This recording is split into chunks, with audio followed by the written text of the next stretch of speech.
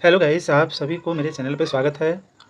जैसा कि आप सभी को पता है कि क्लास 10 के लिए मैं ऑब्जेक्टिव प्रश्नमाला की जो श्रृंखला प्रारंभ किया हूँ, उस कड़ी में ये आज की वीडियो होगी। और आज के वीडियो में मैं क्लास 10 के विषय केमिस्ट्री का पहला चैप्टर जो है रासायनिक समीकरण और रासायनिक अभिक्रिया और समीकरण, तो उसी का एक टॉपिक है जिसका नाम है रासायनिक अभिक्रियाओं के प्रकार। तो उसी से संबंधित आज हम ऑब्जेक्टिव क्वेश्चन देखेंगे। रासायनिक अभिक्रियाओं के प्रकार से संबंधित जो प्रश्न होंगे आज उसको हम लोग डिस्कस करेंगे।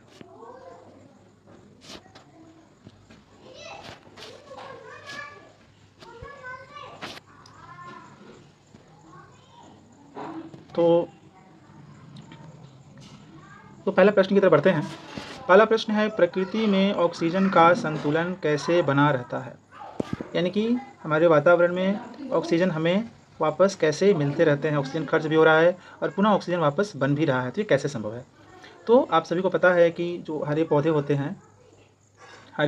हैं वो एक क्रिया करते हैं जिसको हम लोग बोलते हैं प्रकाश संश्लेषण। ठीक है। अब प्रकाश संश्लेषण में क्या होता है कि पौधा को चाहिए CO2, ये गैस है, कार्बन डाइऑक्साइड चाहिए, और वो ये वातावरण से लेता है। इसके अलावा पौधा को चाहिए जल, यानी कि H2O लिक्विड है ये, वह कहाँ से लेता है? वो मिट्टी से जल के माध्यम से लेता है। इसके अलावा पौधे में क्लोरोफिल हो गए, CHL का मतलब क्लोरोफिल हो गया, और सूर्य से वो सूर्य का प्रकाश लिया।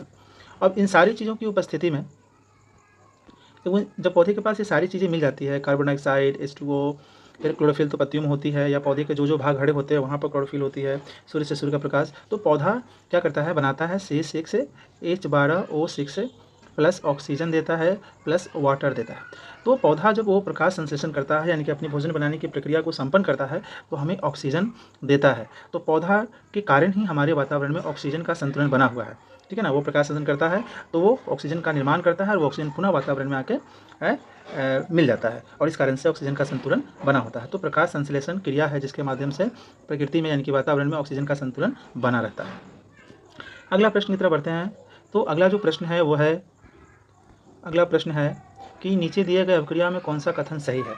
तो इस अभिक्रिया को सबसे पहले हम समझते हैं, ये अभिक्रिया क्या है। इस अभिक्रिया को सबसे पहले हम समझते हैं। ये जो अभिक्रिया है कि C2CO से 2CO, यानी कि कॉपर ऑक्सीजन से अभिक्रिया करके कॉपर के ऑक्साइड बनाता है। तो आप ध्यान से देखेंगे, अगर यहाँ से यहाँ लेकर आएँ तो इसके यहाँ देखेंगे कि यहाँ केवल कॉपर है और यहाँ कॉपर के साथ ऑक्सीजन है। इसका मतलब हम कहेंगे कि ऑक्सीजन का जुड़ना हुआ, मतलब इसमें ऑक्सीजन जुड़ गया। देखिए, तो CuO हो गया, है ना। इसमें आप देखेंगे यहाँ से यहाँ में, तो ये खाली कॉपर है और यह CuO, यानी कि इसमें क्या जुड़ा? इसमें ऑक्सीजन जुड़ गया। ठीक है। तो कोई भी रासायनिक अभिक्रिया जिसमें ऑक्सीजन जुड़ता हो उसको कहते हैं ऑक्सीकरण अभिक्रिया। ऑक्सीकरण, या इसी का एक और नाम है उपचयन अभिक्रिया। उपचयन अभिक्रिया इसे कहते हैं, और इंग्लिश में इसे हम ऑक्सीडेशन रिएक्शन कहते हैं। ठीक है। तो आप यहाँ ध्यान से देखिए, यहाँ से यहाँ हुआ ऑक्सीकरण हो रहा है, किसका? कॉपर का। ठीक है। Option number A. चलते ये बता दें आपको कि ऑक्सीकरण क्या होता है। ऑक्सीजन का जुड़ना, किसी वस्तु में ऑक्सीजन जुड़ना ऑक्सीकरण कहलाएगा, या किसी वस्तु से हाइड्रोजन हटना, है ना। किसी वस्तु में ऑक्सीजन जुड़ना या किसी वस्तु से हाइड्रोजन हटना ऑक्सीकरण कहलाता है। एक चीज़ और यहाँ पे है अवकरण।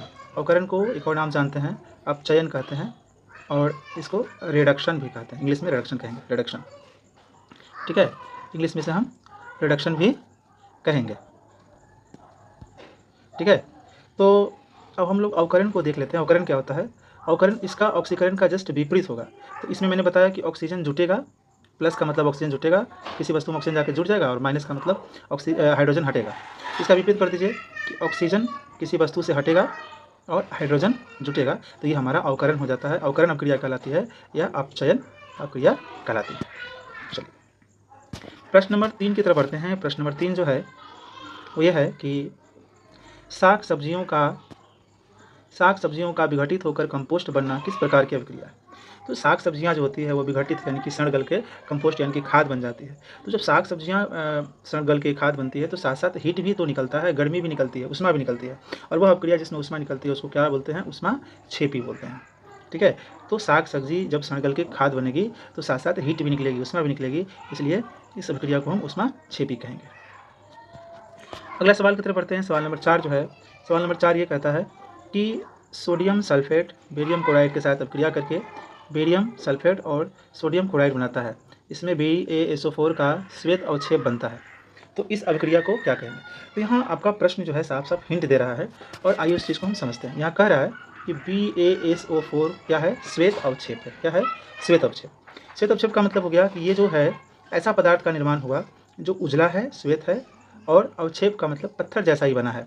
पत्थर जैसा पदार्थ यानी कि न घुलने वाला पदार्थ, उसी को अवक्षेप बोलते हैं। तो याद रखिए, जिस अभिक्रिया में अवक्षेप बनेगा उसको अवक्षेपण अभिक्रिया कहते हैं, यानी कि ऑप्शन नंबर ए इसका आंसर होगा। सवाल नंबर 5 की तरफ बढ़ते हैं। सवाल नंबर 5 यह है कि एक जांच प्रणाली में लिए गए विलयन में एक लोहे के कील को डुबाया जाता है। आधे घंटे के बाद यह देखा गया कि विलयन का रंग परिवर्तित हो चुका है। उस प्रणाली में कौन सा विलयन है? यानी कि कह रहा है कि हमने एक ऐसा जो है प्रणाली ले लिया है। ये प्रणाली है और इसके अंदर एक लोहा का कील है। ये मैंने लोहा का कील बना दिया, ठीक है। इसके अंदर मैंने एक लोहा का कील बना दिया। तो इसके अंदर बताना है, ये लोहा का कील है ये वाला, आप देख रहे हैं, और ये प्रणाली है। तो जैसे ही इस प्रणाली के अंदर लोहा का कील डालते हैं तो इसके अंदर जो वस्तु थी, केमिकल जो था, उसका रंग बदल जाता है। तो बताना है कि इसके अंदर कौन सा केमिकल है, ठीक है। इसके अंदर कौन सा केमिकल है? तो यहाँ देखिए, ये जो प्रणाली है, इस प्रणाली के अंदर लोहे का कील डालते हैं, इसके अंदर जो केमिकल है उसका रंग बदल जाता है। तो कौन सा केमिकल होगा? तो आपको पता होना चाहिए, रिएक्शन आपको देखना होगा। विस्थापन अभिक्रिया जब आप पढ़े होंगे तो वहाँ पर एक रिएक्शन था कि Fe यानी कि आयरन यानी कि लोहा CuSO4 यानी कि कॉपर सल्फेट से अभिक्रिया करता है तो क्या बनता है? FeSO4 बनाता है और कॉपर अलग हो जाता है। तो ये तो लोहा का कील है, मतलब Fe है। लोहा का कील है मतलब Fe है, ठीक है। और इसके अंदर ये वाला अगर केमिकल डाल देते हैं CuSO4, है ना, तो Fe और CuSO4 से मिलके FeSO4 और CO का निर्माण होता है, ठीक है। तो जो CuSO4 है ये नीला होता है। तो ये नीला रंग का इसमें केमिकल है, लोहा का कील डाला हुआ है, दोनों में रिएक्शन होता है। तो रिएक्शन होता है तो FeSO4 बनाता है और कॉपर बनाता है। तो FeSO4 का जो रंग होता है वो क्या होता है? हल्का हरा हो जाता है। इसका जो है हरा हो जाता है, समझ गए? इसके अंदर कौन सा केमिकल है?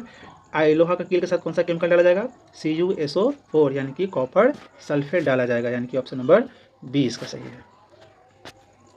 प्रश्न नंबर 6 की तरफ बढ़ते हैं। प्रश्न नंबर 6 जो है आपका, प्रश्न नंबर 6 जो है ये है, इसको थोड़ा सा ऊपर कर लेते हैं। हाँ, प्रश्न नंबर 6 है आपका कि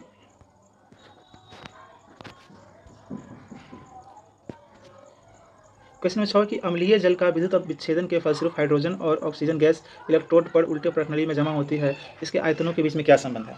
तो ये आपका जो है ये प्रश्न जो है विद्युत विच्छेदन विद्युत अपघटन अभिक्रिया का है।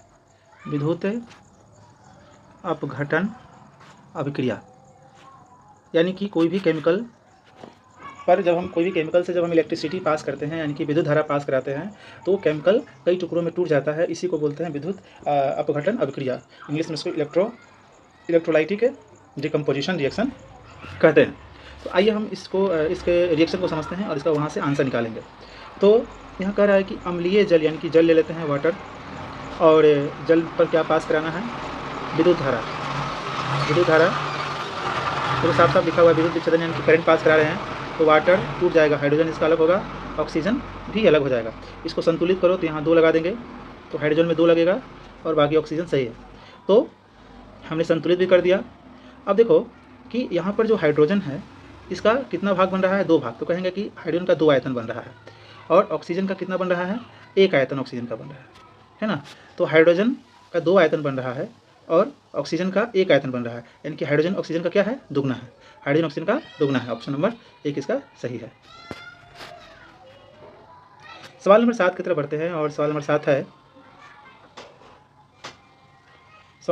है, यहाँ पर आप देखिए कि लेड नाइट्रेट। तो लेड नाइट्रेट तो हो गया PbNO3 के होल 2, ये 2 है, PbNO3 के होल 2, और फिर पोटेशियम आयोडाइड, तो ये हो गया Ki। अब इन दोनों में अभिक्रिया, ये आपका द्विविस्थापन अभिक्रिया का उदाहरण है। द्विविस्थापन अभिक्रिया का उदाहरण है। तो क्या बनता है तो आप देखेंगे यहाँ पे कि इसमें द्विविस्थापन अभिक्रिया में क्या होता है, आयन आपस में अदला बदली कर लेते हैं। तो PbI के साथ आएगा तो PbI बन जाता है PbI2, और KNO3 के साथ आ जाएगा तो KNO3 बन जाएगा, KNO3 बन जाएगा। लेकिन एक यहाँ ध्यान देना है कि जो हमारा यह PbI2 यानी कि पोटेशियम आयोडाइड बनता है, ये जो बनता है पोटेशियम आयोडाइड यहाँ जो बनता है, ये पीला रंग का बनता है, ये जो है पीला रंग का बनता है, और ये बिल्कुल पत्थर की तरह ना घुलने वाला पदार्थ है, यानी कि ना घुलने वाला पदार्थ अवक्षेप कहलाता है। ठीक है, यानी कि यहाँ पर ये अवक्षेप है, और अवक्षेप के लिए नीचे की तरफ तीर का निशान लगाते हैं। तो ये पोटेशियम आयोडाइड यहाँ पर क्या है, अवक्षेप में है, और किस रंग का बनता है, ये जो है यहाँ पर पीला रंग का बनता है। तो यहाँ पर रंग पूछ रहा है कि अवक्षेप का कैसा रंग है, तो पीला। अब बोलेगा अवक्षेप कौन है यहाँ पर, तो पोटेशियम आयोडाइड है। सवाल नंबर, अभी हम लोग डिस्कस किए थे सवाल नंबर 7, 8 की तरफ बढ़ते हैं। और सवाल नंबर 8 जो है वह है मैग्नीशियम रिबन यानी कि Mg को वायु में जलाते हैं, यानी कि ऑक्सीजन में जलाते हैं तो मैग्नीशियम ऑक्साइड बनता है, मैग्नीशियम ऑक्साइड। तो मैग्नीशियम के फीता को जब ऑक्सीजन में आप जलाइएगा तो मैग्नीशियम ऑक्साइड बनता है, और जब वो जलता है तो बिल्कुल वाइट उजले ज्वाला के साथ जलेगा खूब, और जब वो ठंडा हो जाएगा तो उजला राख जैसा बन जाता है। तो कह रहे हैं कि ऑक्साइड का रंग कैसा है, यहाँ पर उजला है, ऑक्साइड का रंग यहाँ पर उजला है, ऑप्शन नंबर सी। प्रश्न नंबर 9 की तरफ बढ़ते हैं। प्रश्न नंबर 9 है सूर्य की उपस्थिति में CO2 जल अपना भोजन ग्लूकोज तैयार करते हैं, ये कौन सी अभिक्रिया है। तो पौधे द्वारा जो है, पौधा को चाहिए CO2 चाहिए, जल चाहिए, फिर उसको उसके पत्तियों में क्लोरोफिल है, सूर्य का प्रकाश चाहिए, सनलाइट, तो बनाता है C6H12O6 प्लस ऑक्सीजन बनाता है, फिर से वाटर बनाता है, ये ऑक्सीजन वातावरण में विमुक्त करता है। तो ये तो जो क्रिया है इसको तो प्रकाश संश्लेषण अभिक्रिया कहते हैं। सवाल नंबर नेक्स्ट बढ़ते हैं।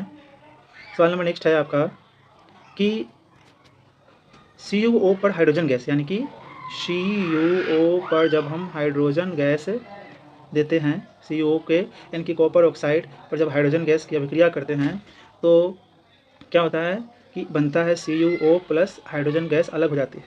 सॉरी, यहाँ जो है, यहाँ क्या बनता है, Cu कॉपर अलग बनता है और वाटर अलग बनता है।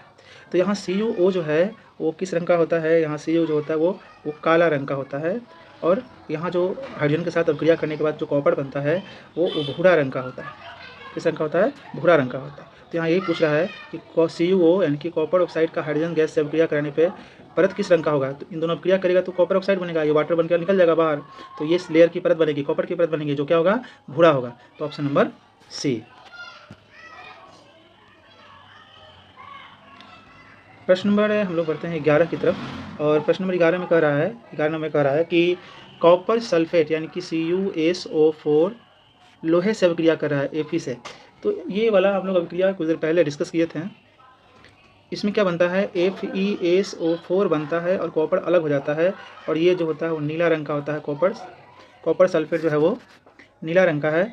जब वो आयरन लोहे से अभिक्रिया करता है तो FeSO4 बनाता है, जो हल्का हरा रंग का होता है, हल्का हरा रंग का होता है। ठीक है, तो यहाँ देखते हैं हम, तो हमारा कह रहा था कि